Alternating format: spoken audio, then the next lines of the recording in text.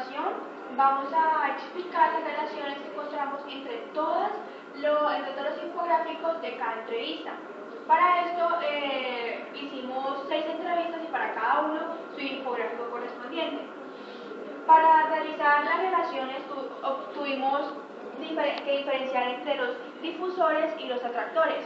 En nuestro diagrama tenemos que los difusores son los azules y los atractores son los verdes, para tener mayor relación y más ubicación dentro de nuestro infográfico.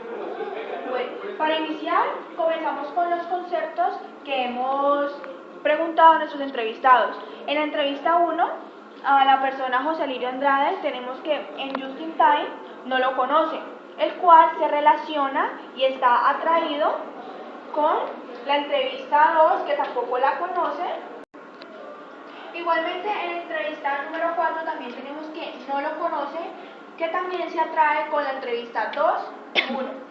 En la entrevista 5, tenemos que tampoco conoce al Just in Time, que es otra atracción o una relación, mientras que en la entrevista número 3 y número 6 tenemos que estas dos personas, el doctor Gustavo Lenis y Gonzalo Ulloa, sí conocen qué es un Just in Time.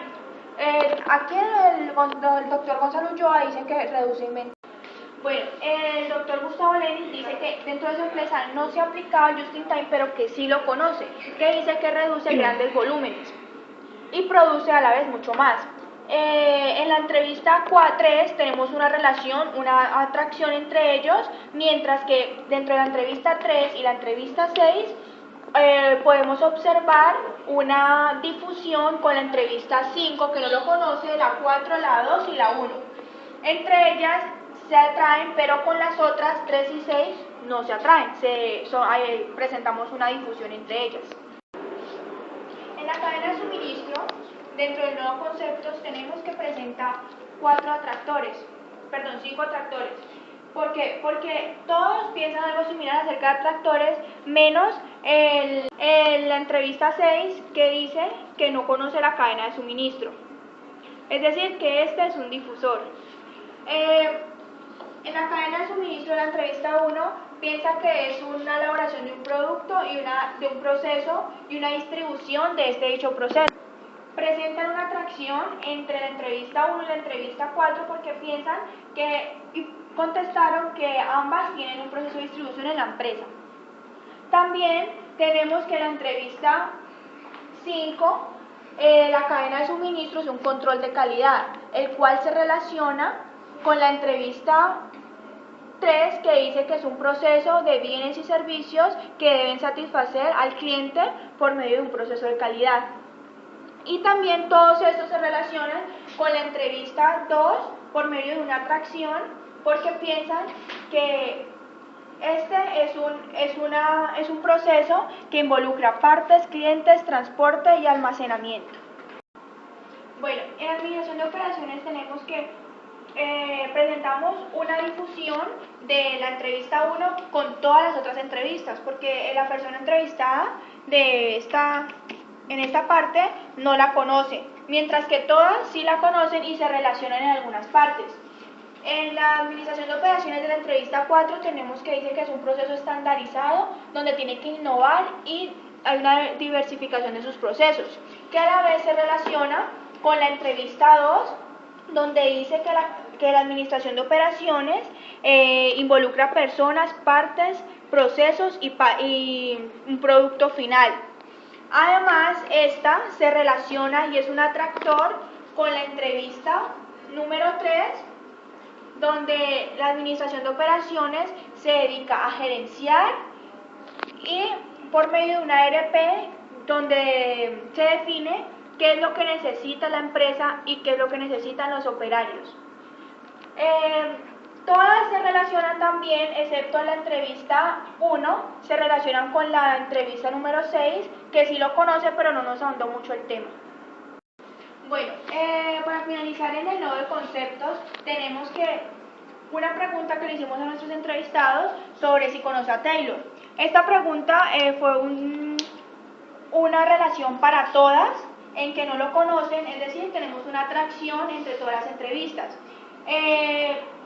Pensamos que ninguno de nuestros entrevistados conoce a Taylor, ya que su filosofía pues se utilizaba, pero era prácticamente liderada o gerenciada o utilizada por el gerente o el jefe de la empresa. Los operarios o los ayudantes de la empresa, los colaboradores, no tienen mucho conocimiento acerca de esa persona, y pues más que eso se ha venido implementando este tema y esta filosofía pues en las empresas que trabajan actualmente. Bueno, a continuación vamos a seguir con la parte de calidad, y que esta la dividimos entre innovación y factores. Vamos a hablar acerca de la innovación. Bueno, en este caso, en la primera entrevista, la innovación fue un factor importante dentro de la compañía, mientras que en la entrevista 2, en la entrevista 3, en la entrevista 4, en la entrevista 3 nos pasa exactamente lo mismo. La innovación era una parte importante dentro de la organización. Acá era muy importante tener una buena participación de todos los empleados. Eso era una parte importante para la creación de nuevos productos. Por lo tanto, vemos que estos son atractores entre sí. Todos llegan a la conclusión de que la innovación es un factor importante, pero por el contrario, en la entrevista número 5 y en la entrevista número 6 tenemos que la innovación no era un factor muy importante. En esta no les interesaba tanto como cambiar, mientras que en esta no era tan importante debido a que era un mercado cerrado. No había como la necesidad de estar innovando y cambiando de productos debido a que no tenían tanta competitividad y no tenían por qué preocuparse. Bueno, vamos a seguir con la parte de factores. Bueno, encontramos como atractor aquí que una parte de los factores importantes, lo que afecta la calidad del producto, es la calidad. Eso lo encontramos en cada una de nuestras entrevistas. Es la parte como atractora, como en lo que coinciden todos. Bueno, vamos a seguir con una de las partes del proceso, que es la metodología para agregar valor. Primero vamos a ver cómo era esta metodología en cada una de las empresas, cómo se asumía, y luego vamos a ver acerca de las relaciones que existen entre ellas o las diferencias entre cada una de las empresas. Inicialmente vamos con la entrevista número 1, que nos dice que habían 10 grupos de 11 personas y 10 hacían ensamble y una hacía control de calidad. En nuestra segunda entrevista tenemos la metodología para agregar valor, era la calidad, y de eso salía un buen producto. En nuestra tercera entrevista, la metodología para agregar valor que utilizaban era la innovación. En nuestra cuarta, su metodología tenía una muy buena, sus instalaciones tenían muy buena iluminación, muy buenas instalaciones, igualmente pues que estaban ubicadas estratégicamente para las personas, eran muy cómodas. En cuanto al producto como tal, la metodología para agregar valor era el adobo. En este caso estamos hablando del pollo en Cocorico. El adobo era como lo fundamental, la parte fundamental de esto. Bueno, vamos a hablar acerca pues como de los atractores que hay. Como podemos observar, acá nos están tomando como una parte importante de la metodología para agregar valor acerca de la calidad. Igualmente en la entrevista número 2 y igualmente en la entrevista número 2 y en nuestra entrevista número 5, que tenemos acá la calidad.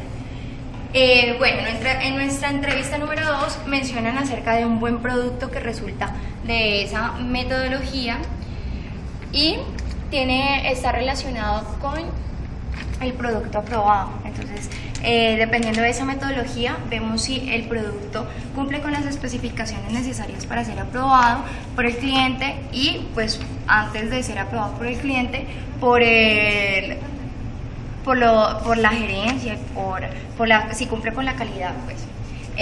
Bueno, acá vemos la transformación de la materia prima, también que era una metodología para agregar valor importante debido a que utilizaban ciertos procesos y ciertas metodologías dentro de la zona productiva.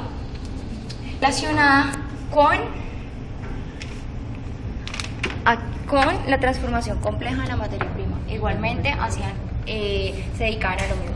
Bueno, como podemos observar en esta parte, la metodología para agregar valor se trata acerca de la innovación, lo que difiere con todas las anteriores debido a que pues, es la única que toma como parte fundamental para ese producto o ese valor agregado la innovación y la diversificación de nuevos productos. Entonces, este es como que difiere con lo anteriormente nombrado. En transporte tenemos una difusión de la entrevista 1 con la entrevista 2, ya que en este hablan de un transporte terrestre y en la entrevista 2 hablan de un transporte con montacarga y gatos hidráulicos. Además, tenemos un difusor de la entrevista 1 con la entrevista 3, ya que este tiene un medio de transporte aéreo. Pero por otro lado, la entrevista 3 también es un difusor con el resto de las entrevistas, porque ninguno de las otras empresas tiene transporte aéreo. En la entrevista número 6 podemos observar que no tienen un buen medio de transporte. Entonces, este tiene una difusión con el resto de las entrevistas, una difusión. En el medio de transporte terrestre hay un tractor con la entrevista 1, la entrevista 4, la entrevista número 5 y la entrevista número 3, ya que todos ellos presentan un transporte terrestre. La única diferencia que tenemos en la entrevista 3, como ya lo mencionamos, es que presenta un transporte aéreo, pero ya habíamos mencionado que ese es un difusor con el resto de los entrevistados. Bueno, algo muy importante que nos decía el ingeniero Gustavo Lenis era algo respecto a la flexibilidad de los procesos.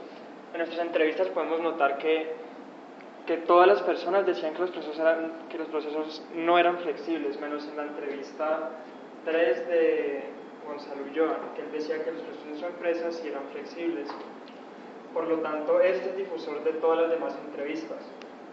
La conclusión a la que llegamos acá es que en la época la flexibilidad era muy poca debido a que eran procesos muy manuales, entonces cambiar un proceso significaba cambiar al personal y a las máquinas. Hoy en día solo es cambiar un programa de computador. Los tipos de procesos nos damos cuenta que en todas las entrevistas todos son difusores, ya que el entrevistado número 1 nos dice que su empresa realizaba un proceso de ensamblaje y la entrevista número 2 nos dice que era un proceso de impresión. La entrevista número 3 hablaba de producción, la número 4 nos hablaba sobre la distribución, la entrevista número 5 sobre la manufactura y la entrevista número 6 sobre la transformación y procesos químicos. Podemos observar solamente que hay un atractor entre la entrevista número 6 y la número 5 que ambos hablan de la transformación de la materia prima utilizada. Bueno, respecto a la comunicación, podemos ver que todas las empresas son atractores, ya que pues, en todas existe una buena comunicación tanto dentro como con los clientes. Por ejemplo, en Cocorico, vemos que se comunicaban por medio de teléfono y cartas, al igual que en Carvajal, que se comunicaban también por estos medios. Una diferencia importante es, por ejemplo, entre estas empresas que mencioné y Michelin en los años 80, que era más bien una comunicación persona a persona, por lo tanto hay una relación difusora. En la empresa del ingeniero Ulloa también vemos que era una buena comunicación y que también dependía de factores manuales y también había fax, teléfonos, como le llamamos en las otras empresas como Cocorico y Olivetti y Carvajal. La comunicación en la empresa de Selanesco, donde trabajó el profesor Enrique Castellanos en los 60s, decía que había una buena comunicación sobre todo con los clientes. Acá hay una relación de atracción, como por ejemplo la calidad en la empresa en la que trabajó Gustavo Lenis, que era Michelin, que decía que la calidad ellos la verificaban por medio de la comunicación con los clientes. desempeñaba en Olivetti Colombiana, el señor José Lirio Andrade trabajaba en producción. La señora entrevistada de Cocorico trabajaba en la parte de contaduría. Por otro lado, Gonzalo Ulloa tenía su propia empresa, entonces gerenciaba pues, su empresa.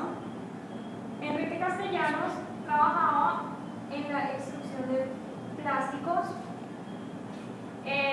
Aurelio Acosta, que trabajaba en Carvajal, se desempeñaba en operario de máquina rotativa. Y por último tenemos a Gustavo Lenis, que se desempeñaba que trabajaba en el departamento industrial y planeación. Bueno, pues por lo dicho anteriormente, por eso decimos que todos son difusores. Bueno, en cuanto a contacto de apartamentos, existen varios difusores entre las 6 empresas que son área administrativa, departamento técnico, calidad, impresión, supervisión, planta, auditoría, gerencia y planta. Pero por este lado, la entrevista número 3 y la entrevista número 6, existen unos atractores que son producción y ventas, producción, ventas y mercadeo. Bueno, otra cosa que podemos relacionar es el tipo de empresas en las que nuestros entrevistados trabajaban. Por ejemplo, José Lirio, que es nuestro entrevistado número 1, trabajaba en Olivetti, una multinacional que es muy importante en su época. Por ejemplo, esta la podemos relacionar con Michelin, que pues, en su tiempo se llamaba Uniroyal, también una multinacional muy importante que producía llantas. Por otro lado está, por ejemplo, la empresa de Joan, que es una empresa que él empezó siendo pequeña, así como Cocorico, que en su tiempo pues era muy diferente a lo que hoy en día conocemos. Era una empresa más bien mediana, entre mediana y pequeña empresa. De Carvajal, pues Carvajal también una empresa nacional muy conocida, que comenzó bien desde un principio.